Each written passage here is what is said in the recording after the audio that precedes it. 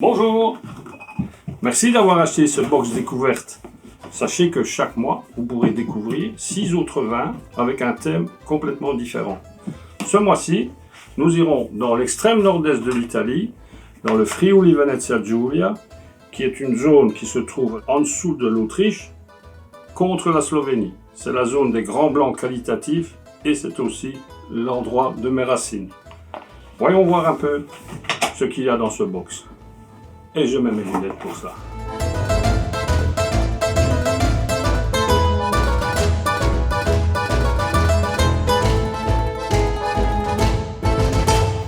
On va commencer avec une célébrité du coin, le Prosecco, qui est fait à partir d'un cépage typique, la Glera, à 100%.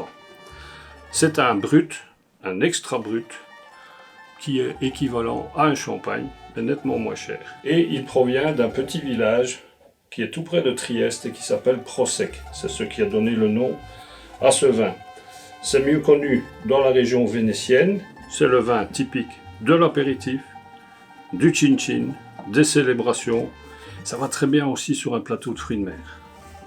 Ensuite, je vous emmène dans mon village. Et là, Madame Capello nous fait 3 cuvées avec 3 cépages différents. Le premier, c'est le Friulano. Le Friulano donne un vin sec, typiquement d'apéritif, frais, rafraîchissant, avec des saveurs légères d'agrumes. Ça passe bien sur l'apéritif, tous les chinis qu'on y met avec, les salades et les entrées froides. Ensuite, nous avons le Traminer Aromatico. Le Traminer Aromatico, c'est un cépage emblématique des Dolomites, qui sont toutes proches. Ça vient de la ville de Tramine, Termene en italien, qui a donné son adjectif de Traminer.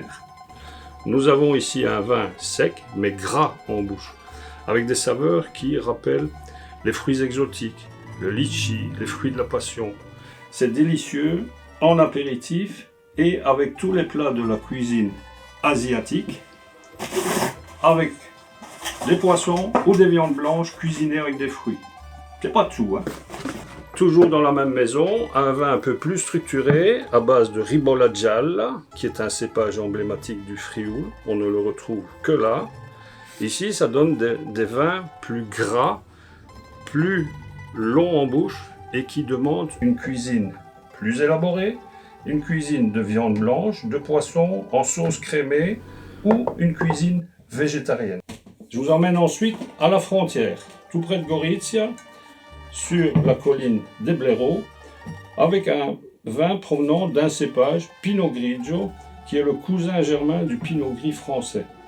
Cela donne un vin sec, gras en bouche, moins sucré que les Pinot Gris, et ça va très bien avec une cuisine de saveurs douceâtres, que ça soit pâte, que ça soit végétarien, que ça soit viande blanche, que ça soit poisson. Et on va terminer avec une petite merveille qui s'appelle Schultz, avec un patronyme germanique. Rappelons que le Frioul a longtemps été sous domination austro-hongroise. Et c'est un vin qui provient d'un seul cépage, le Riesling.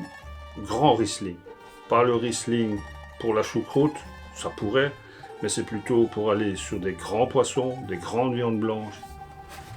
Tous ces vins ne gagnent pas à dépasser 5-6 ans de garde. Vaut mieux les boire avant. Voilà, une belle découverte à faire sur les blancs du Frioul. J'espère que ça vous ravira. Mais maintenant, il est grand temps de penser à la box suivante qui concernera les rouges français de barbecue. Et à mon avis, il est temps que je les déguste. À bientôt!